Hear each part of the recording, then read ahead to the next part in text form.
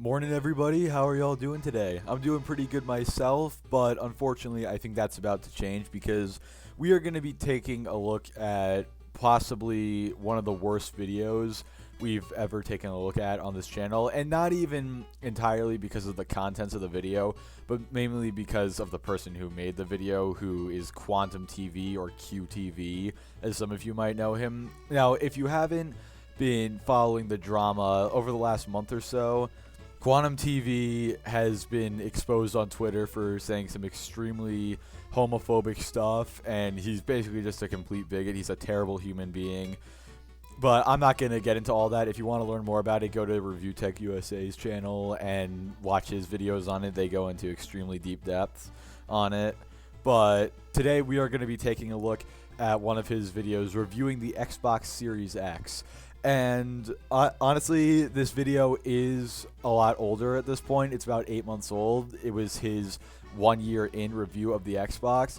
But, I mean, you know the old saying, stupidity doesn't have an expiration date. And also, you know, with how much attention he's been getting on the internet for all the crap he's been doing and saying lately, you know, I felt like I might as well capitalize off of it and put his name in my title. Maybe I can get some clicks off of it, who knows. But yeah, anyway, we're going to be watching his garbage review of the Xbox Series X 1 year in. And basically, his complaints can be boiled down to the Xbox Series X is worse than the PlayStation because the PlayStation has less features, like backwards compatibility. And no, I'm not kidding, but you guys will have to wait and see. So without further ado, let's get into the video. Today, I'm going to be reviewing the Xbox Series X, so join me on a journey where I am literally going to be the most honest you've heard anyone be about this console.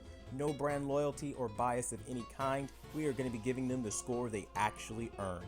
I mean, we are, what, 10 seconds in, and the irony is already out the window. Like, this dude is actually going to sit here and say he's the most honest person when it comes to reviewing this, because I'm going to give you guys a little spoiler right here. The rating he gives the Xbox out of 10 is a 5. Like, I don't think anyone in their right mind would give the Xbox Series X a 5 out of 10. But you know what? Apparently, guys, according to him, he has no brand loyalty or no bias whatsoever. So let's just go ahead and see how not biased he is by getting into this, shall we? If that kind of thing makes you excited and you want to know more, subscribe, join this journey, and smack a like on this video, because we're getting to the point right now. Dude, I literally cannot wait to get into this video. I'm so happy that we're getting into it right now because honestly, you know, you don't get to hear a terrible review of a console very often. So I honestly cannot wait to get into this.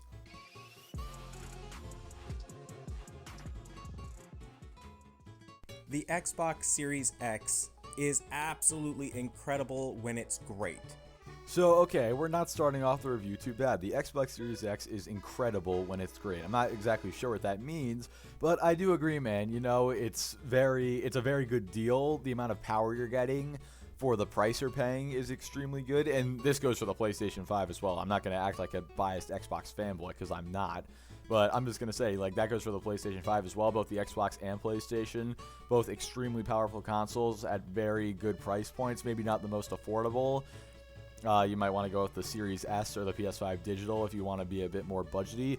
But then also Xbox has a great first-party lineup, and it's got Game Pass, which is honestly a steal in my opinion. Not in the opinion of the last dude we took a look at. But anyway, so yeah, I absolutely agree, man. The Xbox Series X, when it's excellent, it is great, or whatever you said. I'm not actually going to bother to see what you said.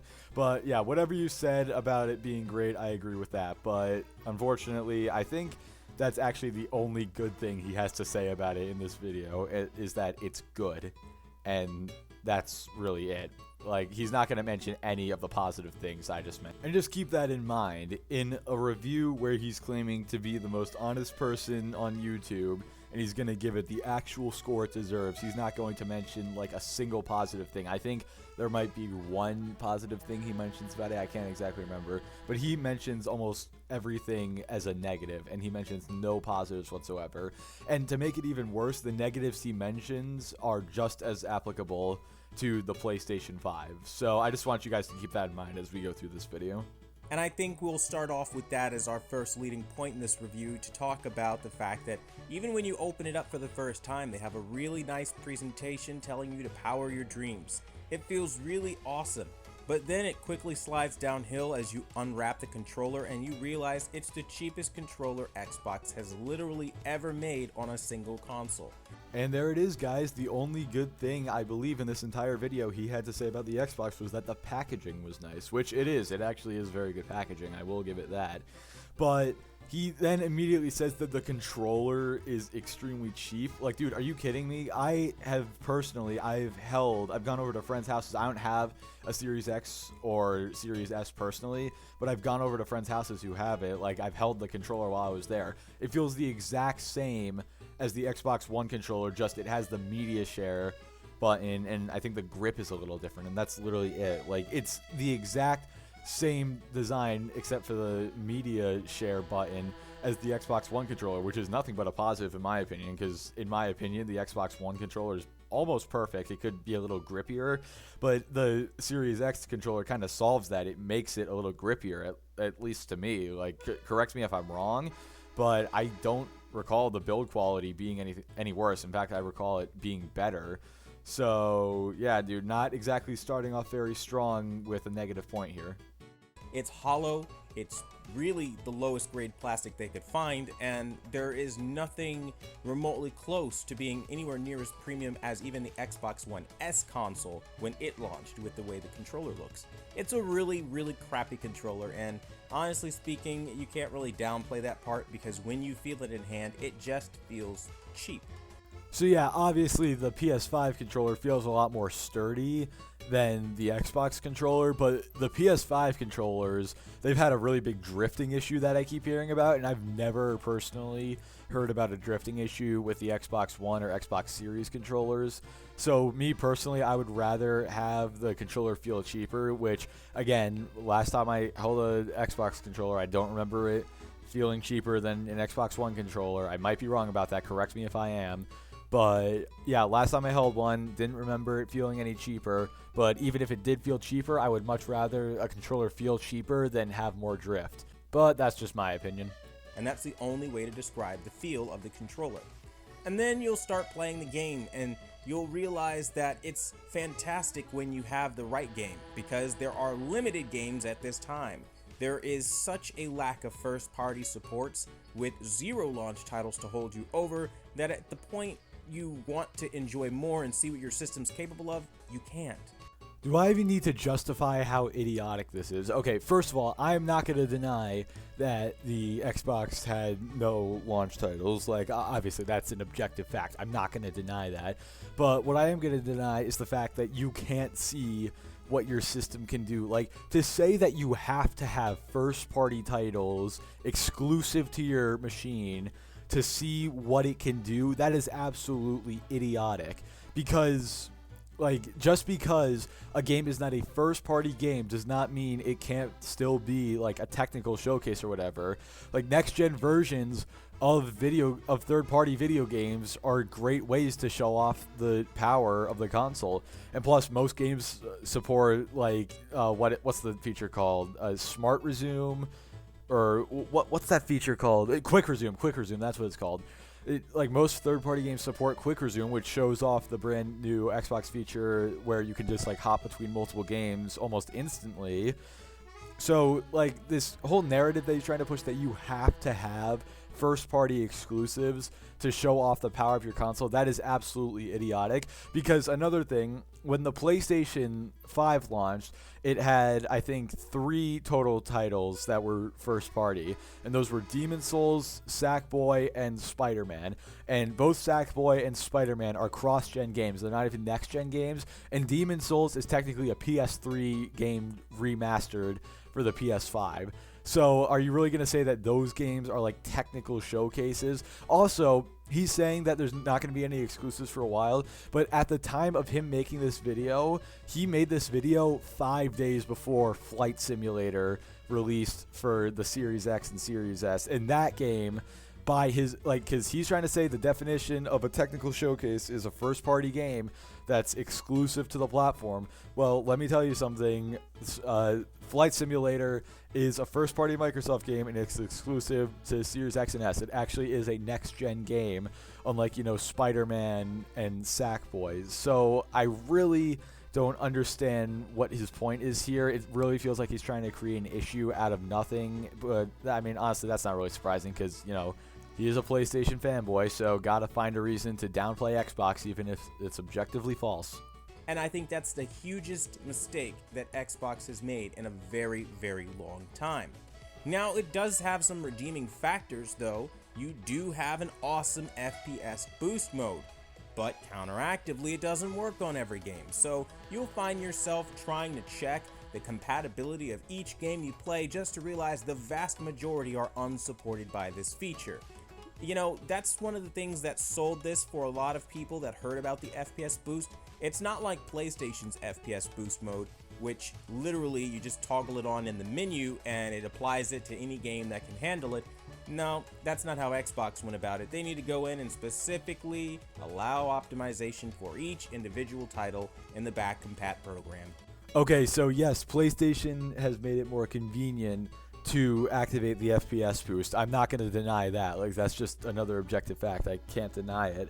But what I am going to say is that PlayStation's backward compatibility support is nowhere near as good as Microsoft's, because, I mean, I guess to have backwards compatibility support, you need to support games besides on the PS4. And also, I just looked, as of March 8th, 2022, there are only 23 games on the PlayStation 5 that actually support the FPS boost, and I'm pretty sure any others, you either have to download an update from the developers if they've already made one, or wait for one if they haven't made one yet, or you gotta pay an extra $10 for a PlayStation upgrade fee from the PS4 to the PS5 version. So yeah, you can argue that Sony's is much more convenient in terms of you just turn it on and that's it. But at least Microsoft has support for more than 23 games. Like, my God almighty, that, 23 is nothing compared to, what does Microsoft have? Like, over 150 games now that support it, and not just from the Xbox One, but also from the Xbox 360 and even original Xbox. So while PlayStation is more convenient, Microsoft has a much wider catalog of games to offer, and I think it's really dumb that he's overlooking that. But once again, he is a fanboy, so I guess I really shouldn't be too surprised. And that is a pain in the ass, because now it means more waiting, and you're already waiting for games to come out, and now you have to wait for games to be optimized for an FPS boost on a machine that's so powerful. If they just gave you the option, you'd be able to do that by default anyway.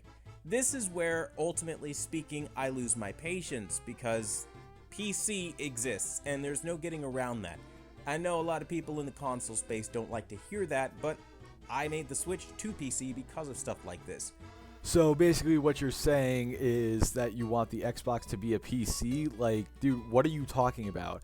A console is a console. Yeah, it sucks that you gotta wait for optimizations to come out and updates to come out from developers and Microsoft and stuff, but that's just the nature of consoles. Like, chances are, if people willingly play on console over PC, they either can't afford a PC or they just want to play video games and don't really want to have to think about what goes into the product at all, so they just buy a console. So I don't really see why you're bringing up the fact that you switched to PC when you know damn well that people who are watching this Xbox review are probably watching it because they're thinking about getting an Xbox. And in all honesty, if you're getting an Xbox, then you probably don't have a gaming PC, or you don't have one that's as good as the Series X, because, all the Xbox games are on PC. So if you had a more powerful PC than the Series X, then why on earth would you get a Series X? But also, I'd like to point out that he's saying it's a problem for Microsoft to not be doing a great job with the FPS boost support, but he never condemns PlayStation for that at all. Like, he never says it's okay for them to not have it, but he brings them up as an example of what Microsoft is going against in terms of the FPS boost, and they're actually doing a worse job with that, so that was a stupid thing for him to bring up. But also, he's condemning Microsoft for not doing great with the FPS boosting, but PlayStation's doing way worse with it. So like, can you not see, like, can't you see the hypocrisy here? Like, this video is all over the place.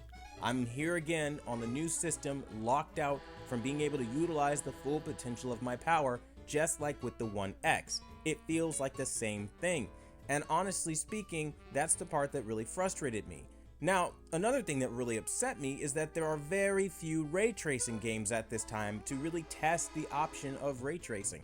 Okay, I'm just going to go out on a limb here and say that the vast majority of people who are buying next-gen consoles are probably not buying it for the ray tracing. Like, yeah, the ray tracing looks nice, but in all honesty, in a lot of games, you can't even really notice the ray tracing. Like, for example, Black Ops Cold War, that's a great example of one where you can't really notice the ray tracing. But also, do you really think that the whole ray tracing situation is going to be much better for the PlayStation 5?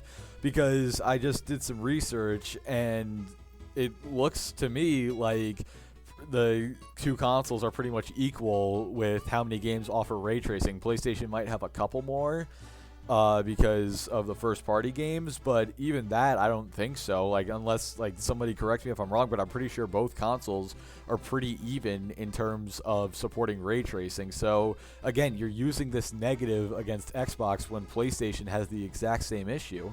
You have a handful of them, but I mean, you can only play Call of Duty so many times. And I think at the end of the day, the kind of games and things that they're giving us right now in the early going are beyond lackluster and beyond unimpressive.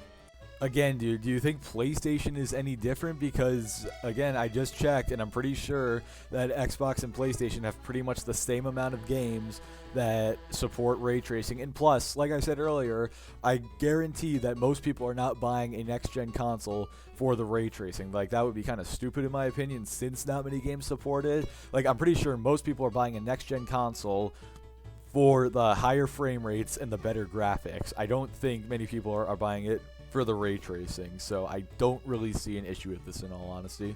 Like, if a developer is more focused on putting out content than getting out a ray traced mode of their game, I am all for that personally, because I know if I was buying a next-gen console and the console had a ray trace mode and a 60/120 FPS mode, I'm definitely picking the higher frame rate over the ray tracing any day. Now again, to their credit, setting up the console was extremely easy. I didn't have a hard time or anything, and I found everything to really be intuitive. I even found that they have better customization options than PlayStation 5. You can go in and select resolutions like 1440p at 60 FPS, and you can go in and do really whatever you really want to do. You can do 1440 120p. You have options is my point. And you even can select up to 12-bit color on this device, which PlayStation cannot. So this part of the video doesn't seem so bad. He starts giving a little more praise, saying that the setup was extremely easy, and like he's pointing out all the different resolutions you can select, and you can select the different hertz along with the resolution. But pay attention right there to how he said that it is 12-bit color support, which PlayStation does not, because he's about to say something in the next 2 seconds that will leave the most puzzled look on your face that you've ever had in your life.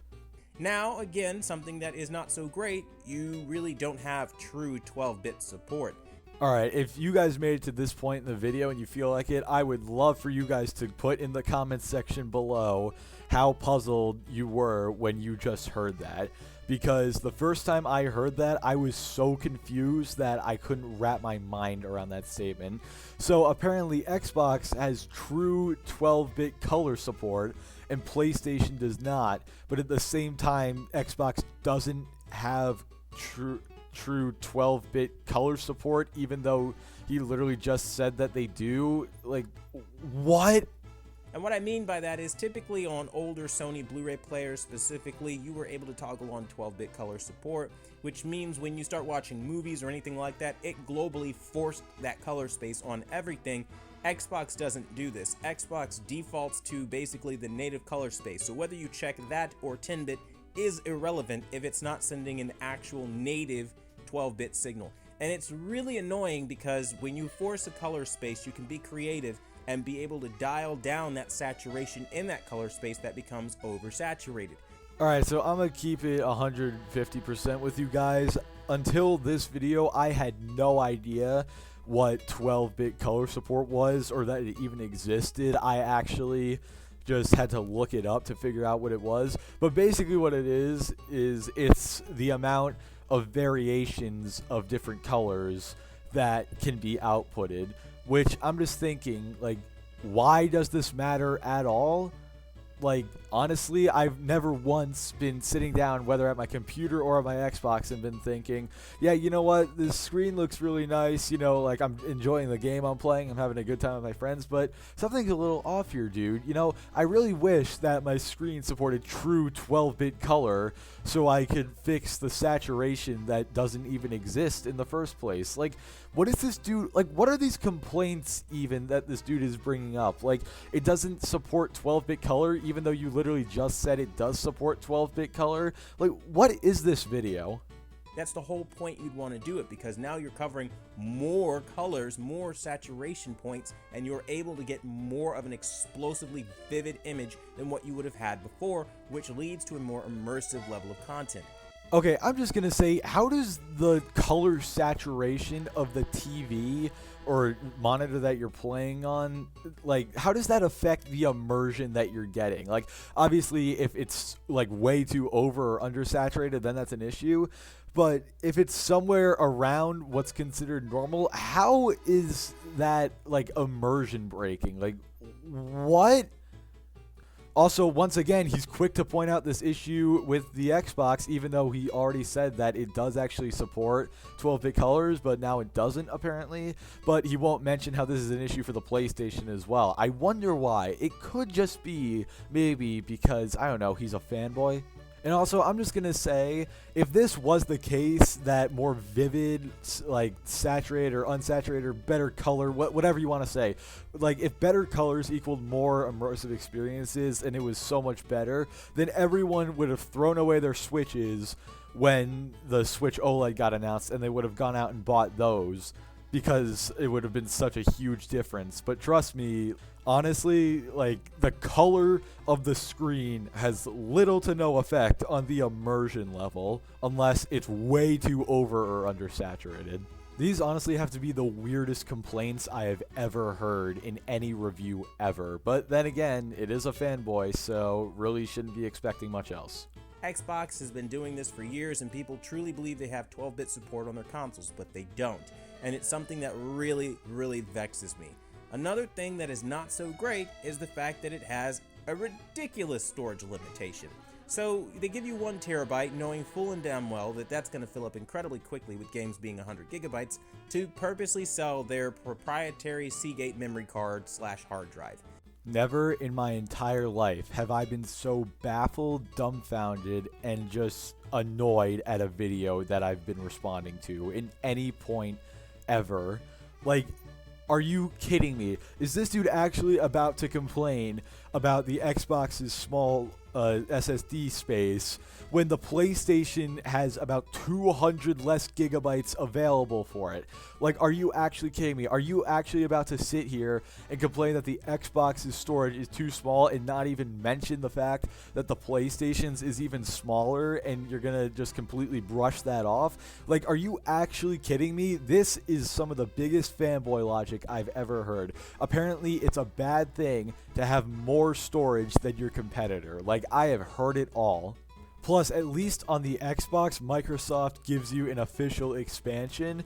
Sony didn't even bother to make an official, like, expansion SSD or hard drive. You have to get your own and then follow their instructions in the teardown video or on their website to install it. At least with Xbox, it's as simple as just buying it and then plugging it into the back of your console. With Sony, it's basically as complex as installing a new one into a PC, which is something that a lot of people use as an argument for why they don't like to get into PC, because it's too complex. They don't want to know how to install this stuff. So the fact that a PlayStation fanboy is going to complain that Microsoft makes it easier to add extra storage than the PlayStation does is just absolutely ridiculous and extremely hypocritical. It's just cheesy, tacky, and it's something that, again, it's for big business. It's what they want. Now, personally, I'm not giving into it. I don't have the patience for it. I think it's unnecessary. If I'm gonna spend $200+ on a hard drive, it had better work on my PC as well. And the fact that this doesn't kind of removes it as an option for me as a person. All right, nope, that's it. I'm done. Hold up, taking my headphones off. And I don't know if you guys could hear that. Wheeling my chair out, taking my headphones off, walking away. No more.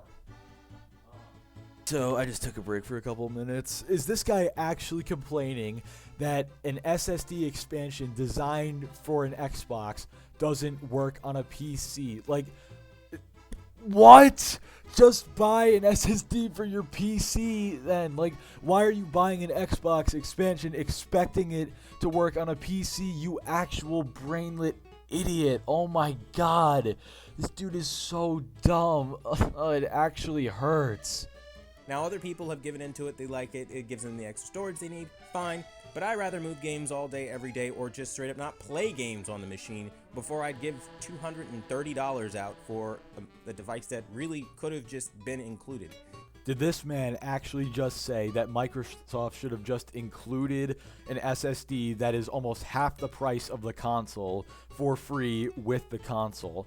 Like, what would be the point of that? Why wouldn't they just add the extra storage built into the console anyway?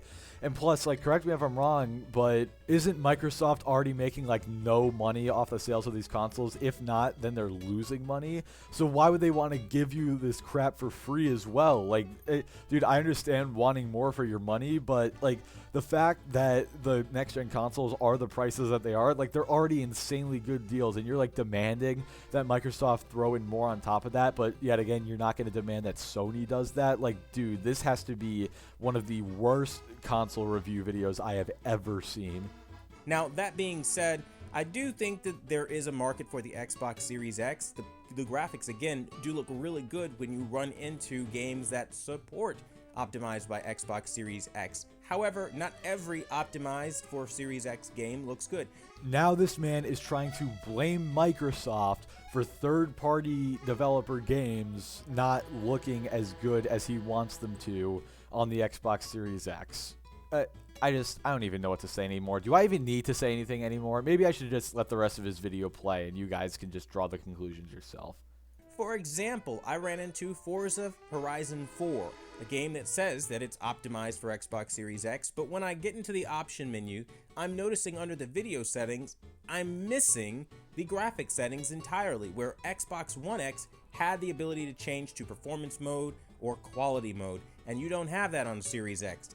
Alright, oh my god, I'm going to make this very simple for you, bud. So the Xbox One X is not powerful enough to do native 4K 60 on Forza Horizon 4, or like whatever resolution was running at extremely high settings, at an extremely high resolution at 60 FPS. It couldn't do that. It wasn't powerful enough. That's why there was the option to either have the game look very good at 30 FPS or not look as good at 60. However, the Xbox Series X is way more powerful and can not only run the game at 60 FPS, but it can do so at extremely high graphics settings and resolutions. So therefore, there is no reason to include a graphics versus performance mode, because unless you want to have the game running at 30 FPS at the same exact graphics settings and resolution that it can run it at 60, then, like, what's the point of it? Like, what mouth-breathing Neanderthal would choose 30 FPS over 60 if you're going to maintain the exact same quality and graphics either way? That is why there is no option on the Series X. It is because the Series X is powerful enough to run the game at the extremely good graphics with the 60 FPS as well. Therefore, no option is needed, unlike on the One X, where you had to pick either looking good or higher frame rate. At least I didn't, and that's on the latest update with everything installed. That really threw me through a loop, and I couldn't find anywhere where I was actually getting 4K 60. Yeah, sure, the TV says you're getting 4K 60, but you don't actually know if you can't check the actual source itself, and I found some textures looked pretty muddy, so I started doubting the fact that it was even 4K 60 at all. Okay, but why is it a big deal that it's not running at 4K 60 if you literally just said you couldn't check if it actually was? Like, if you cannot look at it and tell if it's checkerboard 4K or real 4K, then I don't know why you're complaining. Like, if it looks the same either way, that's an absolute win to me, because then you're getting the 60 FPS, and even if it isn't actual native 4K, it still looks like 4K. Also, does this man not realize that game textures and the screen resolution are two separate things? Like, I could have Call of Duty set to native 4K, but I could have the textures set to minimum quality. The textures are still going to look like crap. And then if I have the textures set to max quality and the screen set to like 720p, the screen is going to look like crap, but the textures are going to look good. Like, you do realize that texture resolution and regular resolution of the screen are two different things, right? Feels like they gave me just slightly higher than 1080p and they called it 4K 60. That's what it feels like to me. So then I started playing other games, and I started playing Mortal Kombat 11. And that's one of my main bread and butter games over on PC, where I was ranked literally like 0.9 in the world in MK Towers. Like, love that game. But getting back on topic here, I tried that game and I found that it actually just looks like an RTX 2080, or rather 2060 Super with literally 1440p. Okay, and how is this Microsoft's or the Xbox's fault exactly? If the developers of Mortal Kombat 11 didn't make the game native 4K, all max settings like you want it to be, like, that is not Microsoft's fault. That is on the developers, and chances are they probably did that because they still wanted it to maintain either 60 or 120 FPS. Forgive me, I don't know what frame rate it runs at on the Series X, but they probably did that to maintain the higher frame rate but still have a really good resolution. So I don't really know why you're giving Microsoft and Xbox crap for this when this is completely on the developers. And low resolution. It doesn't look anywhere near as polished as it needs to. And they're talking about Xbox Series S, or Xbox Series X performance. And so I started looking into it, and then it comes to be that basically all you get are better load times, and, you know, they say visual upgrades, like some things like lighting might be better in some areas, but they don't say anything about frame rates because that wasn't the focus. And it just throws me through a loop. Again, why are you giving Microsoft crap for this? This is on the developers of Mortal Kombat. Forgive me, I don't know who they are off the top of my head. But this is not on Microsoft or Xbox. This is on the developers of Mortal Kombat for not giving the game a higher resolution, a higher frame rate, or better texture quality, or whatever it is that you're asking for. Like, this is not Microsoft's fault. Stop blaming them for something that is under the responsibility of a completely separate developer. That on Xbox Series X, what's supposed to be the next most powerful gaming console, you don't have the ability to have things look and play better on Series X, but you did on One X. I'm genuinely done. This video is almost over, but I genuinely want to stop recording right now. Like, this man just said that Mortal Kombat has a better resolution and better, like, shadows and stuff on the new Xbox, and that games are getting their upgraded. He's been talking about this entire time, how games are looking better on Xbox, and now apparently on the Series X, they're not looking as good as on the One X. Like, can this video just end already, please? Like, this dude has completely embarrassed himself at every possible opportunity, and I do not want to watch this anymore. Like, honestly. It just feels to me like they want to be able to choose which kind of games can get the optimization to keep you from playing certain things at a certain frame rate. I don't understand it. Once again, not Microsoft's fault that third-party developers are locking the frame rates to 30 or 60 FPS. That is on the developers. If Microsoft was locking their own games to like 30 FPS, then you would have a point. But I don't, honest to God, like, I can't name a single Xbox Series X game that is locked at 30. Maybe Flight Simulator, but that game might run at 60. I don't know what frame rate Flight Simulator runs at on the Series X.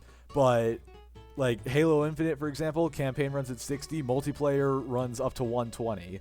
So I don't know why you're complaining about this when pretty much all of Microsoft's first-party titles support at least 60 FPS on their systems, and I don't know why you're giving Microsoft crap for other developers not supporting the 120 FPS mode. Like, that is not Xbox's fault.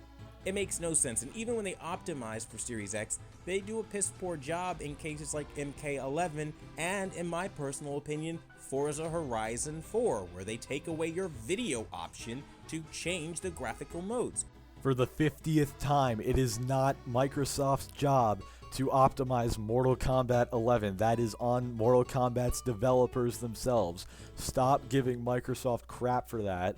Also, how is it a bad thing to have Forza Horizon 4 running at 60 FPS with insanely good graphics? Like, how is that a bad thing? Don't get me wrong, I'm normally all for options, but why would they, like, what's the point in having an option to just lower the frame rate but then, like, supposedly not get a better resolution or graphics? Like, what is the point in that? I'm 99% sure, unless someone tells me otherwise, which please tell me if I'm wrong, I'm 99% sure there's no option to alter the graphics on Forza Horizon 4 because it's already running at a very high frame rate, texture quality, like just graphics and resolution. So there's literally no reason to have another performance mode besides that. So again, like, what is the problem here? Like, how is Forza running at extremely good settings and resolutions at 60 FPS doing a piss poor job at optimization? Like, what is this video? Now, to some, this might not be a big deal, but at the time of shooting this video, there are no real options to take advantage of Xbox Series X. I'm not even joking. Your options are so limited, you don't have any first-party titles coming out until what? Forza Horizon 5? And that's like in November. Like, this actually has to be one of the most disingenuous videos on YouTube, because remember earlier on in the video when I said that this video was made 5 days before Flight Simulator came out on the Series X and the Series S? Like, this dude is so disingenuous, and he is trying so hard to make Microsoft look bad. But also, something I haven't mentioned this entire time, like, he's complaining about these games not being well optimized for Xbox. Do you think it's going to be any better on PlayStation if it's a third-party game? Like, really? Almost the end of 2021. So it's really, for me, just kind of one of those things where these devices are very expensive at this point. They've been price gouged through the wazoo, essentially, and I got lucky finding mine. But not everybody's going to get lucky like that. And I think that it's annoying because it's like, okay, so you just paid out this money for this console and this machine, and some people are paying upwards of over $1,000 for these machines, and it's just like, you have nothing to play on it, and it's really depressing. And I have never wanted a video to end so badly. Did this man just say there is nothing to play on Xbox after talking about all these games that have the FPS boost support? And he's been complaining about these games that are supposedly crappily optimized, even though it's not Microsoft's fault, and yet he's still going to blame Microsoft. Also, like, is he actually going to say there's nothing to play on Xbox when Xbox has the entire back catalog of Xbox games from the original all the way up to the Series consoles available to play with no strings attached? And with PlayStation, you're now having to pay almost $20 a month to have the privilege of streaming and emulating PS3 games. Like, are you actually kidding me? This dude cannot be serious. And this, honestly, like, you know what? I said earlier this might be the worst review I've ever seen on YouTube. This has to be the worst review I have ever seen on YouTube. then when you see what they do, it's just not the best as far as the optimized for Xbox Series X. Now, this holds doubly true if you're a PC gamer and you come from the PC world. You're going to really see that this isn't anything to write home about yet. I already said this before, but what PC gamer in their right mind is going to switch to a console? Unless, like, you know, unless we go into another GPU shortage, like, extremely high price scenario where you can't get a 2060 for under, like, $700, then I could see it, and if they have, like, a really crappy PC currently. But what PC gamer in their right mind is going to be switching from PC to Xbox? Like, shut up. I say that because I know it has potential, and I know it better. Games like Shadow of the Tomb Raider will change your mind when you feel this way about Xbox Series X. That game is well ported over, at least as far as the frame rate boost option is concerned. Assassin's Creed Unity did not receive a resolution boost, but it did receive 60 FPS, and that game desperately needed it. And actually, believe it or not, in my collection has remained uncompleted this entire time because the frame rates were so bad. So now I can go in games and start picking and choosing which one I want to play because some games have received resolution upgrades or frame rate boosts and upgrades. I think that's really where you're going to see the spin. Go through and play the Tomb Raider Definitive Edition and the Tomb Raider Rise of the Tomb Raider, have fun with it. Yeah, I just sped that up by 300% because it was literally just a straight minute of him talking about what games he likes to play. So I didn't really think it added anything to the video, and honestly, it just shouldn't have been included in the first place. Unfortunately, Rise of the Tomb Raider isn't supported just yet, so you've got to, again, it's a lot of waiting on Series X. You're waiting for prices to go down. You're waiting for another person to create a storage alternative to the Seagate memory card. You're waiting for more games to be supported by the FPS boost. You're waiting for more games to be supported by ray tracing. And how is this issue exclusive to Xbox when it's the exact same issue on PlayStation? And in terms of the FPS boost, it's actually an even worse situation on PlayStation. So again, don't really know why you're not going to call out Sony for this, but you're going to call out Microsoft for it. Oh wait, no, I do. It's because you're a fanboy. You know, the controller is cheap, that's never going to change, but essentially at every turn, you find yourself just waiting and waiting and waiting. And honestly speaking, I didn't find it worth the wait. And I think for all of you that are like going crazy because you don't have one, chill, because I'm telling you, it's really not that big of a deal, and you're going to be disappointed with how overhyped this thing is. And once again, apparently the PS5 suffers from none of these issues because he's not even going to bother to mention them. So fantastic job, dude. Now, that doesn't mean that I hate it or I think it's the worst thing ever created, but I do think, again, it's just not worth all the attention that it garners and that it gets. Can I have fun on it? Yeah, but my fun is very limited at this point in time. I'll try more games like Devil May Cry 5, but I don't have the special edition, so I'm hoping they do the upgrade. And now we're talking about how he doesn't have the special edition of Devil May Cry 5, so he's not able to have fun with the console. Like, dude, this video just needs to end at this point. You have completely embarrassed yourself at basically every single opportunity. And honestly, just this video needs to just be over with. We'll find out and do more tests and more videos, so stay tuned for more of that. But as far as a review in the early going, I say it's just a 5 out of 10 product. It's okay. It's not the worst thing I've ever seen, but it's not great either. Now, if you're comparing it to a PC and coming from that perspective, yeah, it can be pretty much trash because you don't have a lot of the basic options that you should to utilize your power, and your system goes grossly underutilized for the vast majority of your experiences. Once again, he's expecting a console to be a PC when, you know, consoles are just consoles and PCs are PCs. Like, they are nothing alike besides the fact that they can play video games and watch Netflix, and that's basically it. But also, when you compare this to a PC, I would say this is a pretty damn good deal, especially if you're comparing it to a PC of the same price, because getting a PC spec'd up to this level of power is definitely going to cost you way more than $500, and that goes for the PS5 as well. So, I mean, compared to a PC of the same price or even a PC of a slightly higher price, this is an insanely good deal in my opinion. And when that's the case, I really feel like Microsoft needs to just get off their high horse and let consumers pick for themselves if they want to start targeting the power aspects of a PC and start selling that to consumers. That's just my 2 cents, though you can feel entirely different about it. Well, thank you for your permission to feel entirely different about it. In fact, in case you couldn't notice by now, I have definitely taken you up on that offer well before you even gave it to me. But anyway, guys, that's basically the end of the video right there. He just does his outro, and then you damn near have a seizure from his, like, 20-second long outro, which is quite honestly indescribable. Like, I'm not going to link the video or anything to encourage people to go find it, but you should be able to find it, honestly, by yourselves. I trust in you guys.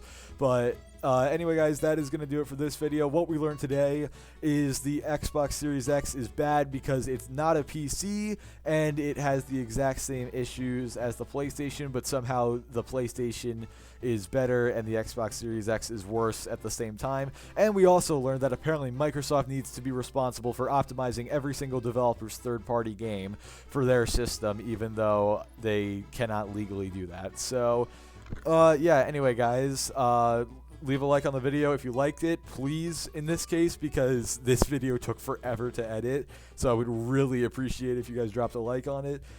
Subscribe if you're new, and dislike the video if you didn't like it, and I will catch you guys in the next one.